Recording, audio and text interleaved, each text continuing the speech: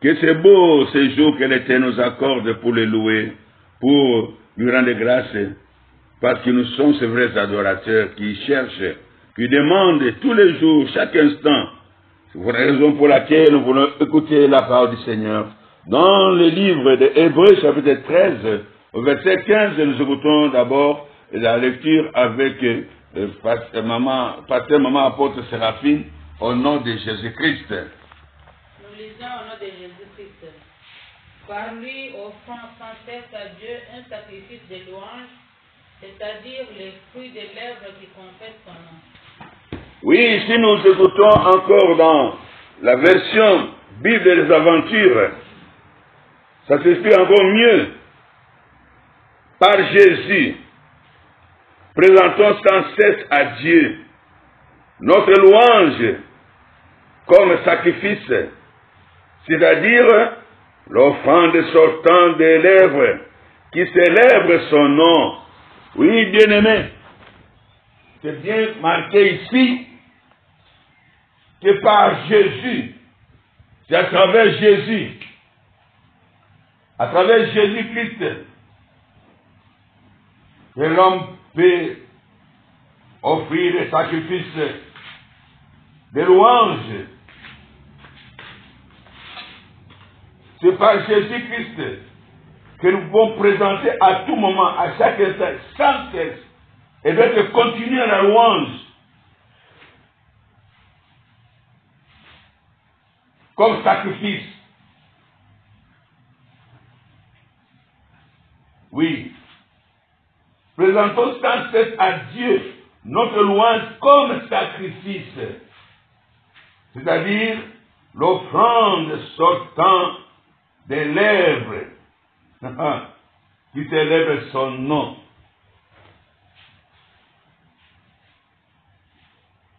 Oui, que tout ce qui respire loue l'Éternel. Célébrez l'Éternel.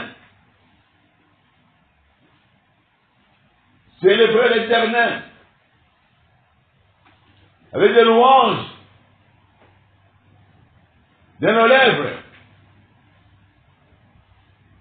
Célébrez l'Éternel. Oui, aujourd'hui nous voulons parler de la louange, bien-aimés.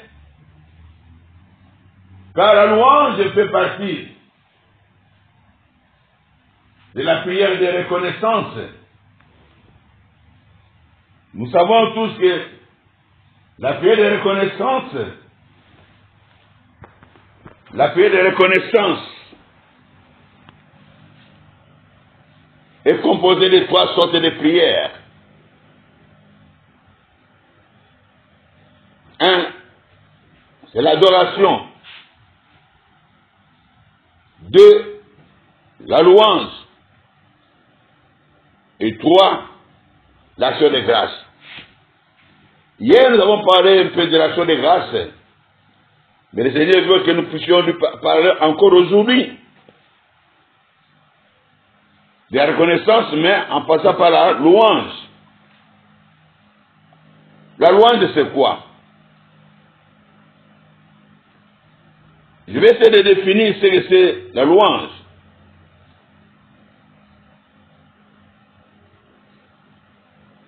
Parce que beaucoup de gens louent l'Éternel sans comprendre la signification de la louange.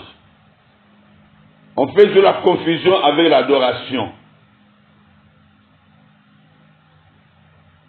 La louange, c'est glorifier Dieu en fixant notre regard sur ses bienfaits en nous et autour de nous. Voilà la lecture de la louange. Cela veut dire quand je loue l'Éternel, je ne regarde pas Dieu. Je répète, mes yeux ne regardent pas Dieu à ce moment-là. Je ne m'occupe pas de Dieu à ce moment-là, dans la louange. Mais je m'occupe des bienfaits de Dieu. De ce que Dieu fait de bien dans ma vie et tout autour de ma vie, tout autour de moi. Ça c'est très... quand vous comprenez la définition, alors vous allez faire de votre louange un sacrifice agréable à Dieu. Parce qu'à ce moment-là, vous allez faire voir à Dieu tout ce qui est merveilleux venant de lui dans votre vie. Vous allez le faire voir. C'est à Dieu que vous faites voir cela. Faites voir à Dieu ce qu'il a fait, ce qu'il fait, ce qu'il a fait, et ce que tu crois qu'il va faire. Tu lui présentes cela en parole.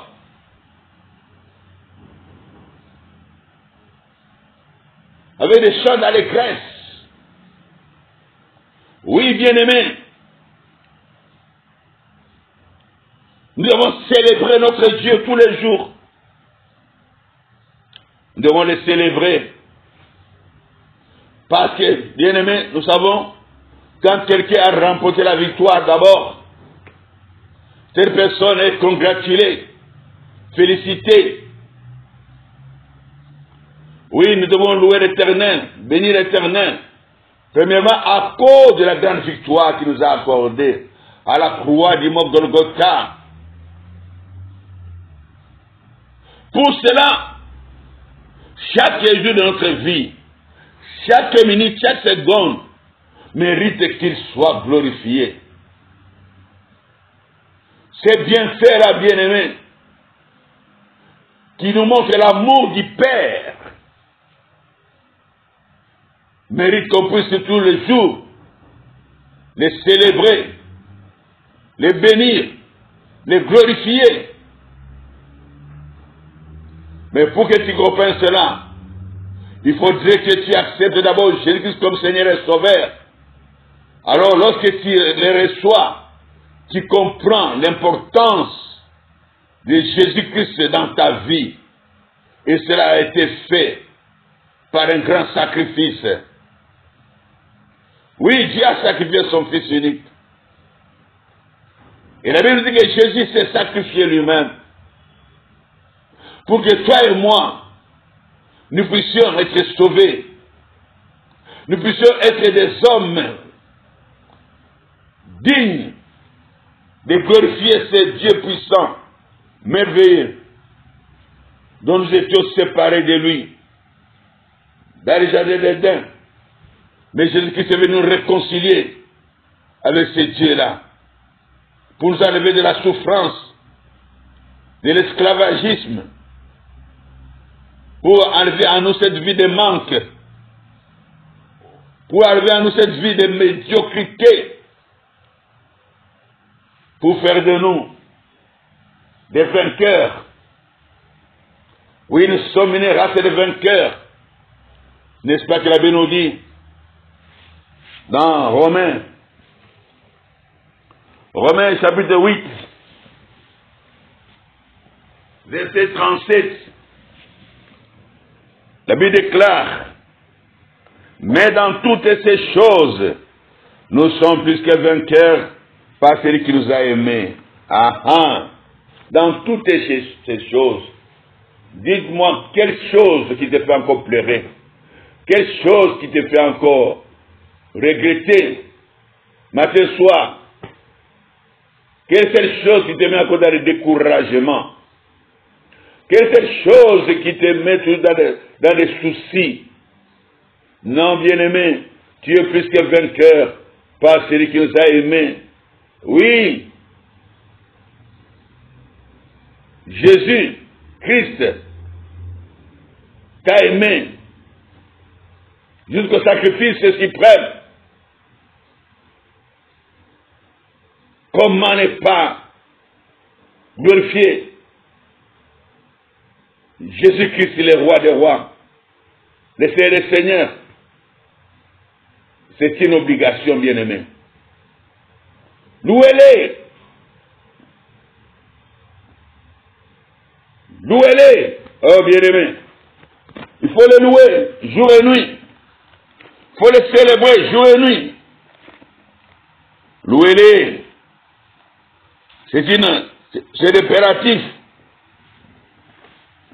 Louez Dieu dans son sanctuaire.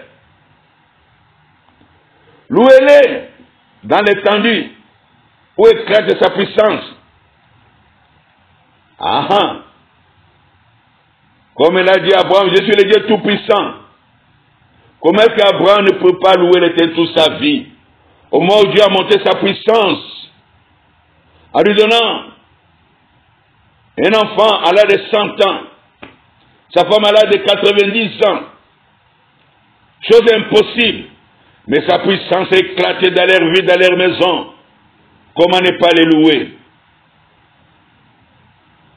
Louez-les pour ses hauts faits. Oui, il ne fait jamais de petites choses. Car les petites choses, c'est pour l'homme que toi et moi nous sommes. Mais lui, c'est des hauts faits. Louez-les selon l'immensité de sa grandeur. Lui fait de grandes choses. Et attends-toi aujourd'hui à vivre de grandes choses. Attends-toi à la fin de ce mois à vivre de grandes choses. Louez-les au son de la trompette. Utilisez n'importe quel instrument. Les tambourins. Louez-les, célébrez-les, dansez même pour lui comme vous les louez. Louez-les avec la guitare, les cymbales, les drums. Si tu peux le faire. À taper les mains. Oui, tapez les mains quand vous louez l'Éternel.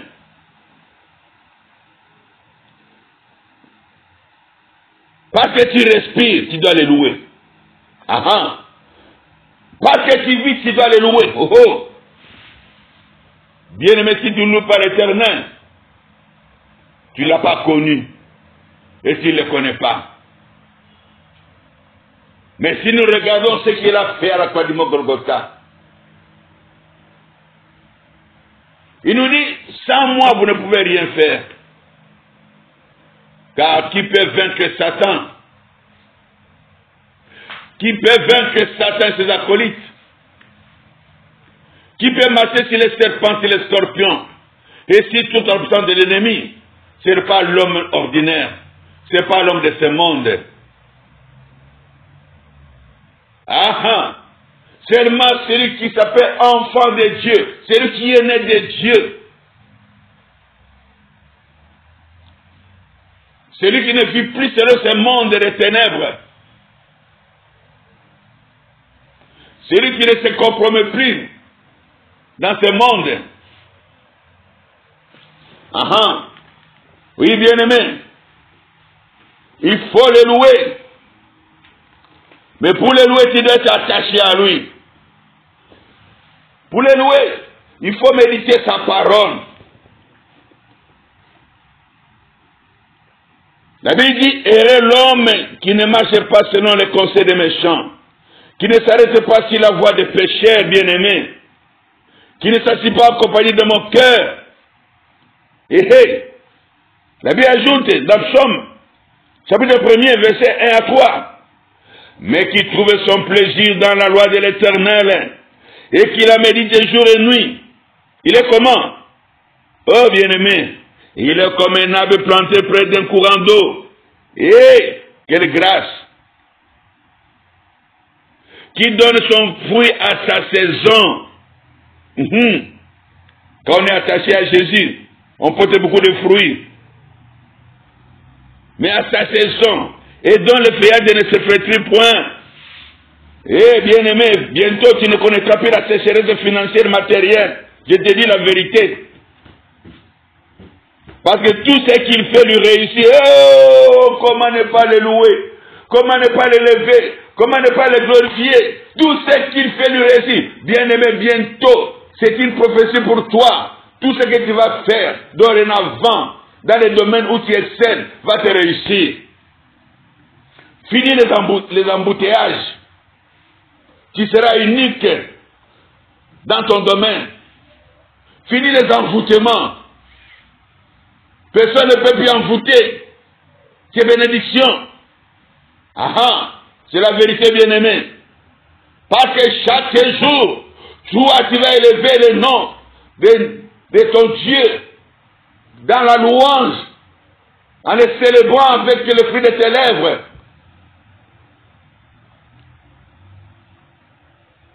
Parce qu'il mérite la louange.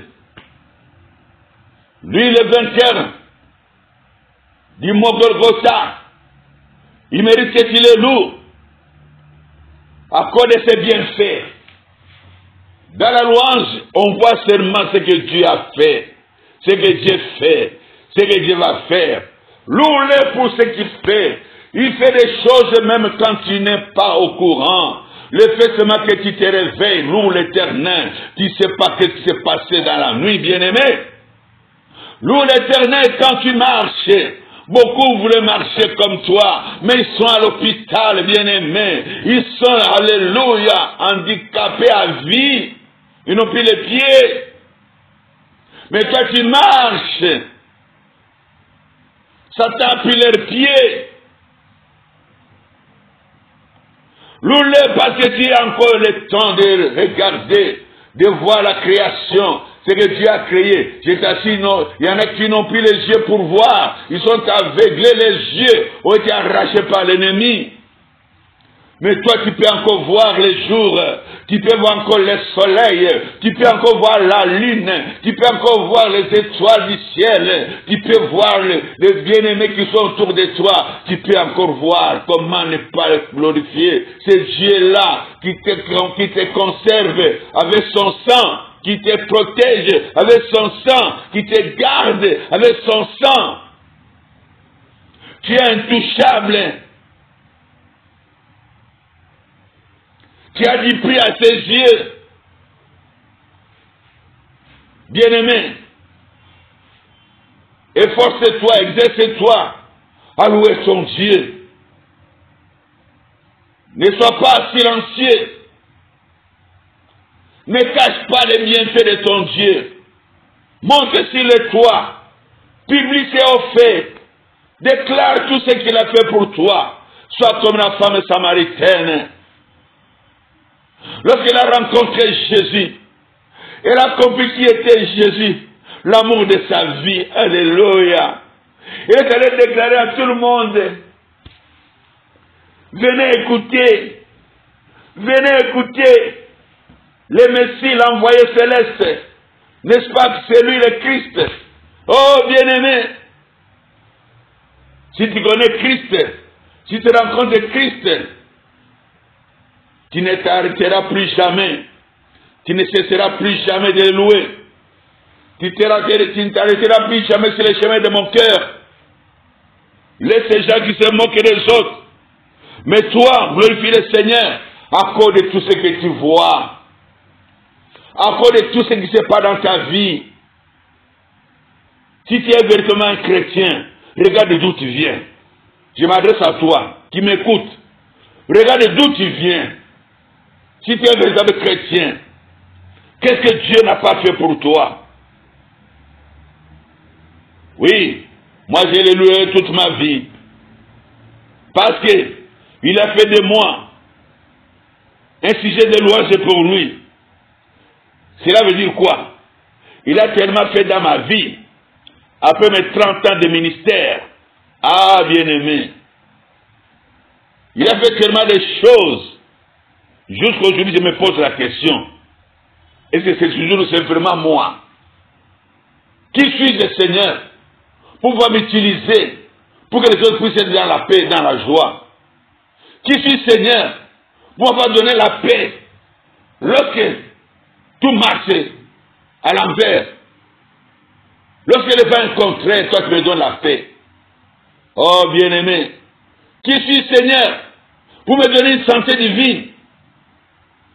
Qui suis Seigneur pour voir tout ce que tu fais de bien, de beau, de merveilleux dans ma vie, autour de moi?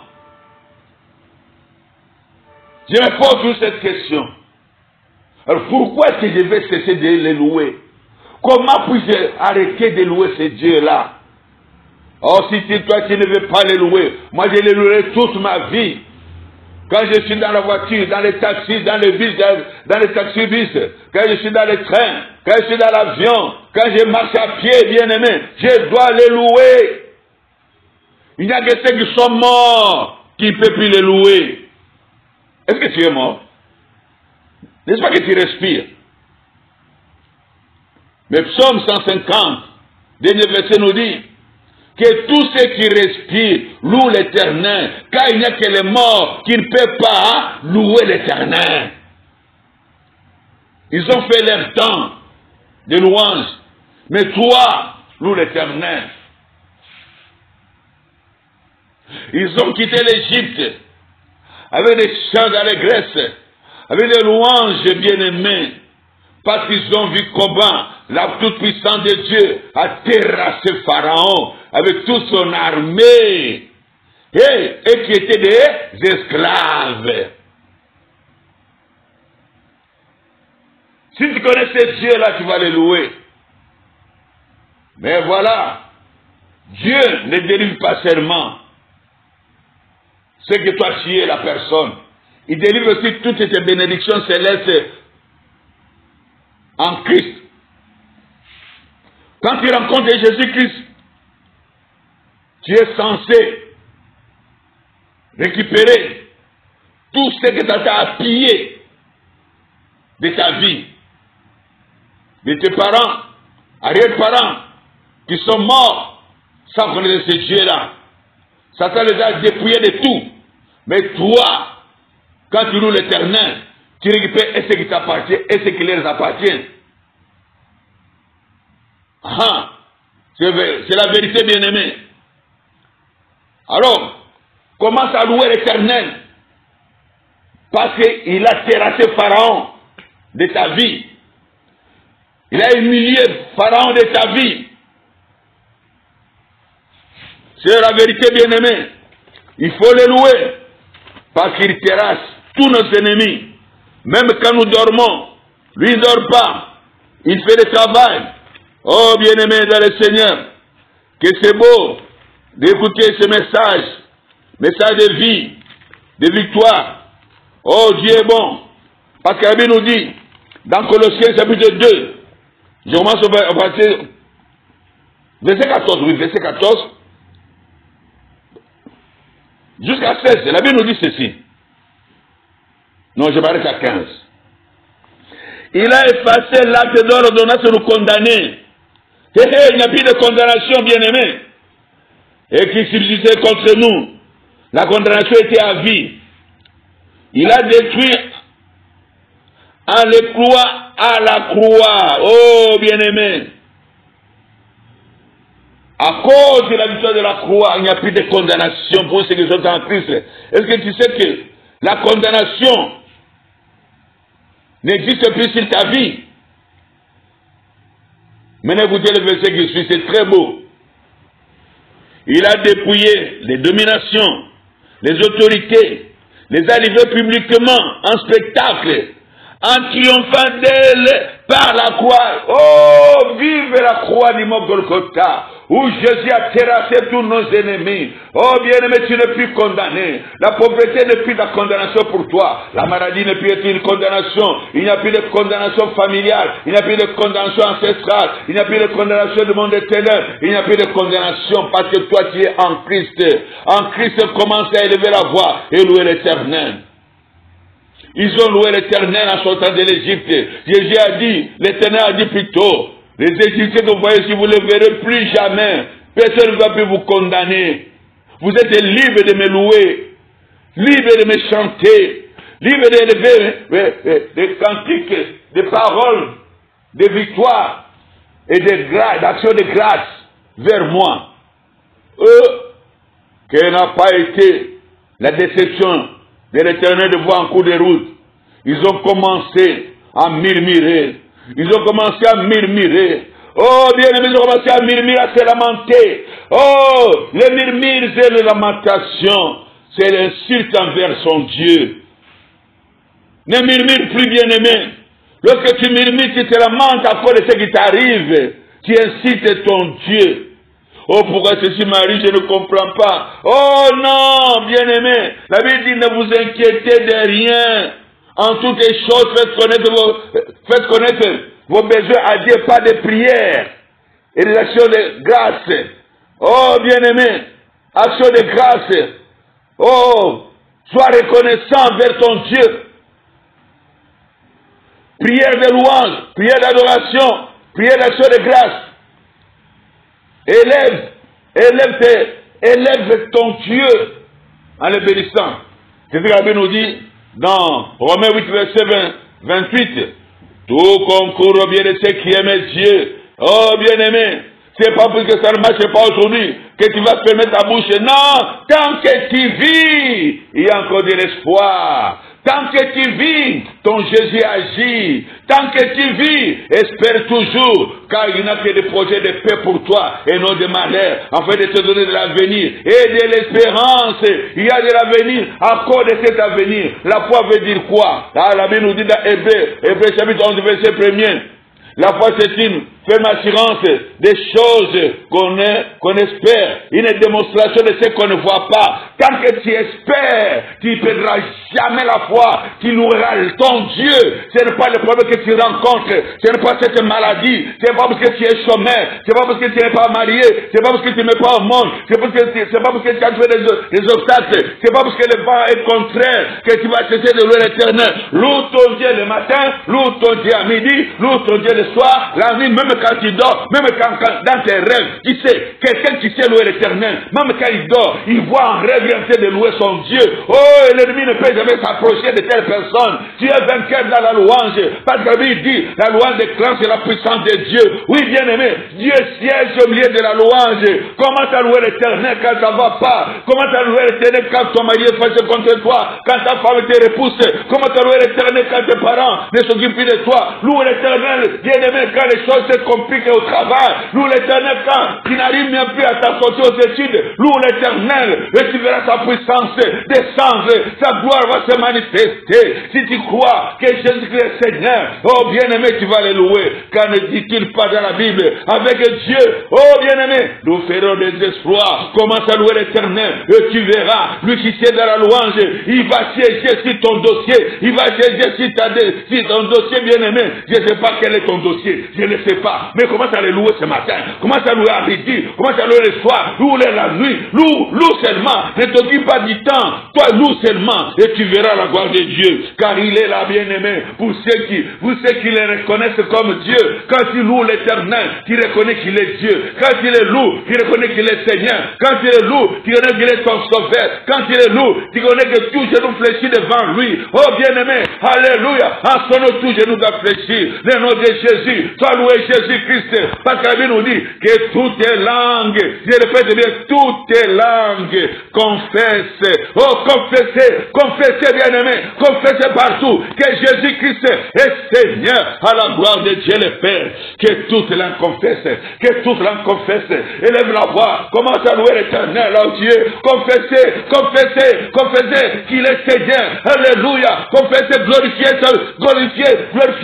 parce qu'il a vaincu Satan, il a vaincu les démons, il a vaincu les sorciers, il nous a donné la victoire. Louez-le à cause de la victoire qu'il nous a accordée. Louez-le parce qu'il a fait de nous des hommes capables de louer. Louez-le parce qu'il a fait de nous des vrais adorateurs. Louez-le, bien-aimé. Louez-le au travail. Louez-le dans ton cœur. Alléluia. Même quand tu dis dans ton cœur, louez-le seulement. Quand tu es en train de rouler en voiture, quand tu le votre bicyclette, même à pied, louez-le. À chaque instant, louez-le. Qui est assis, louez-le. Louez-le, c'est ta vie, tu appelles notre vie. Nous sommes des sujets de louange, dit la parole de Dieu. Dans Ephésiens 1, verset 5 à 6, Dieu nous a créés pour sa gloire. Parce que nous sommes des sujets de louange pour son Dieu là. Qui est sujet de louange de Dieu? Louez-le. C'est une obligation. Tu dois les louer. Parce que tu dois vivre. Au nom de Jésus-Christ, nous t'avons supplié, Père, avec action de grâce. Et nous sommes tous. Amen.